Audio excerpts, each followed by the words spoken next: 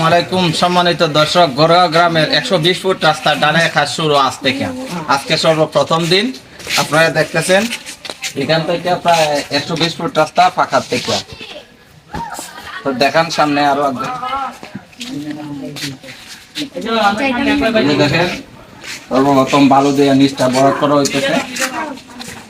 বড় কাজ শেষ হইলে পরে আগামীকাল থেকে ঢালাই শুরু হইব ইনশাল্লাহ।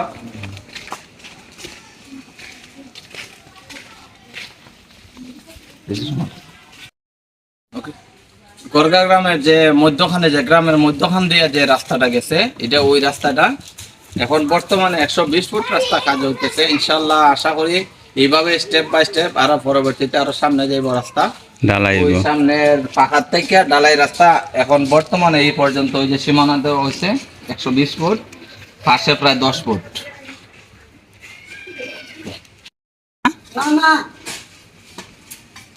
আমরা তো